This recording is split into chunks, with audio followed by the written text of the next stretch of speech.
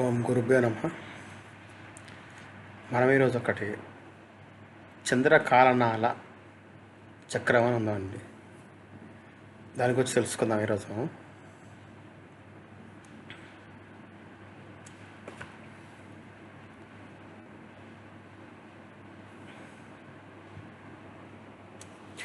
చంద్రకాలనాల చక్రము రోజువారీ గోచార ఫలితాలు చూడడానికి వాడతారండి జనరల్గా. ఒక విలేజ్ ఆస్ట్రాలజీ గ్రామీణంలో ఉన్న జ్యోతిష్యులు అంటే వాళ్ళకి ఈ క్యాలిక్యులేషన్స్ అవన్నీ లేకుండా సాఫ్ట్వేర్ వాడకుండా జనరల్గా ప్రిడిక్షన్ చేస్తారు కదా. విలేజ్ విలేజ్ ఆస్ట్రాలజర్స్ మన పూర్వీకులు వాళ్ళు అనమాట. వాళ్ళు అది వాడతారు. ప్లస్ పరంపరల్లో కొన్ని పరంపరల్లో ఇది వాడతారు ఎక్కువ. సో బెంగాలీ పరంపర, ఒరిస్సా పరంపర, ఇక్కడ అట్లా కొన్ని చోట్ల ఎక్కువ వాడతారు వీళ్ళు, నార్త్ ఇండియా సైడ్ అన్నమాట. ఇప్పుడు మనకు చంద్ర అంటే చంద్రుడు మనకు తెలుసు, మనసు, ఉద్వేగం, తల్లి, ఫ్లూయిడిటీ అది ఉంటుంది. తర్వాత రోజువారీ మార్పులు, చేంజెస్ అంతే. మనసు అంతా చంద్రుడు కాబట్టి చంద్రుడు చేస్తుంది ఇది. కాలనాల అంటే కాల అంటే టైం, అనల అంటే ఫైర్, అంటే కాలం అంటే మరణం కూడా చెప్పచ్చు అనమాట. అంటే కాలాగ్ని అని చెప్పచ్చు మనం రెండు కలిపి. దీని చక్రాన్ని చంద్రకాలాగ్ని అనొచ్చు మనం చెప్పాలనుకుంటే.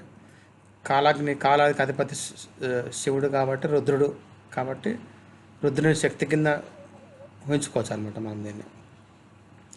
ఈ చక్రానికి ఒక నిర్దిష్ట రోజు అంటే ఏదైనా ఒక రోజు తీసుకొని ఆ రోజు మనం చేసే పని వల్ల మనకు లాభమా నష్టమా, విజయమా అపజయమా, సౌఖ్యాలు కలుగుతాయా లేదా అని, ఇవన్నీ నష్టాలు కలుగుతాయా లాభాలు కలుగుతాయి ఇవన్నీ చెక్ చేసుకోవచ్చు అనమాట.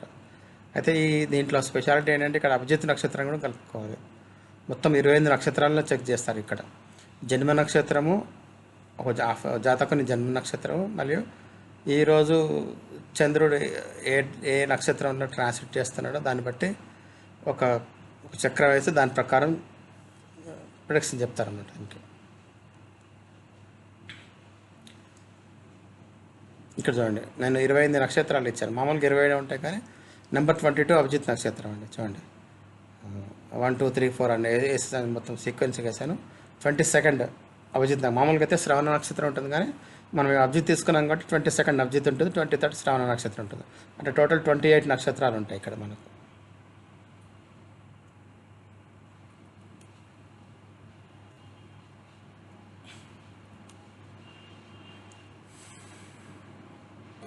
ఇదండి యాక్చువల్గా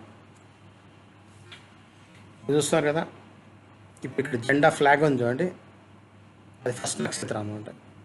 ఇది అంటే యాక్చువల్గా అక్కడి నుంచి క్లాక్ వైజ్ డైరెక్షన్లో ఇప్పుడు అది పైన చూడండి, అది 1 2 28 1 2 చూడండి, అది ఒక కర్వ్ లాగా ఉంది అనమాట. త్రిశూలం అనమాట. టెక్నికల్గా చెప్పాలంటే త్రిశూలం లాగా వేస్తారు కొంతమంది.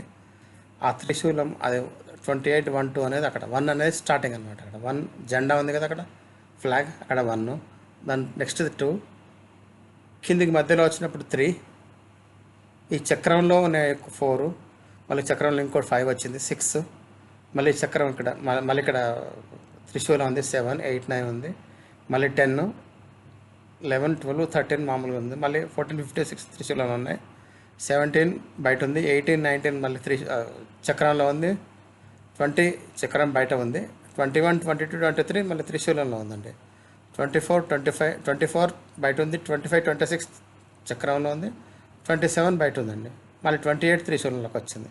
సో ఇది ఒక్కసారి గుర్తుపెట్టుకోండి, సీక్వెన్స్ అనమాట. ఈ సీక్వెన్స్ ఎట్లా ఉంటుందని ఐడియా కోసం ఇది ఒక్కసారి వచ్చిందంటే నెక్స్ట్ మనం ఎగ్జాంపుల్ చూద్దాం. మనం ఇక్కడ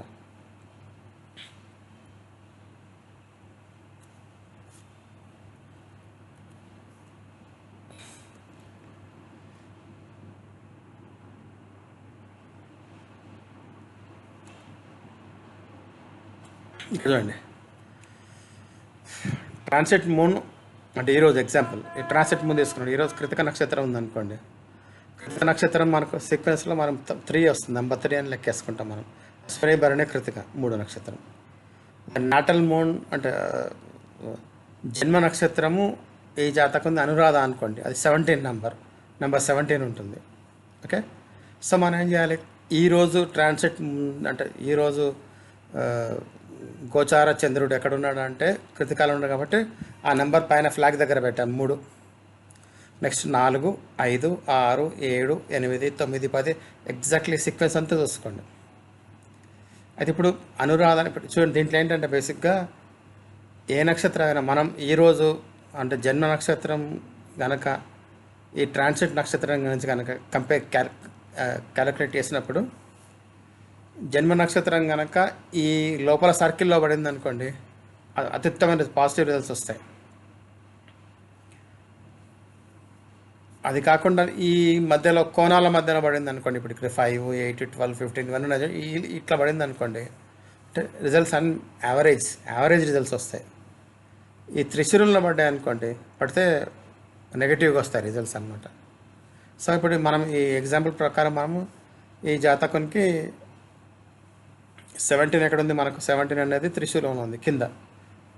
ఫస్ట్ ఇక్కడ జెండా దగ్గర మూడు కృతిక ఉంటే ఇక్కడ 17 కింద అనురాధ నక్షత్రం కింద ఉంది చూడండి, అది ఇంకొక కరువులో త్రిశూలం లాగా ఉంది. సో ఈ జాతకునికి ఈరోజు శుభంగా ఉండవు అనమాట. ఈరోజు అయినా జరిగే పనులన్నీ ఈరోజు అశుభమైన పనులు జరుగుతాయి, అంటే సక్సెస్ ఉండదు, ఫెయిల్ అయ్యే ఛాన్సెస్ ఎక్కువగా ఉంటాయి. ఇది మీనింగ్. ఇది జనరల్గా అంటే ఒక బ్రాడ్ ఐడియా కోసం వాడతారు. ఇది వేరే క్యాలిక్యులేషన్కి సబ్స్టిట్యూట్ కాదు. జనరల్గా ఏంటంటే కొన్నిసార్లు మనకు టైం ఉండదు, అంటే అవసరం క్విక్గా ఆన్సర్ చెప్పాలి అంటే ఇదొక పద్ధతి. ఇది వాడతారండి, చంద్రకాలనాల చక్రాన్ని వాడతారు. Thank you.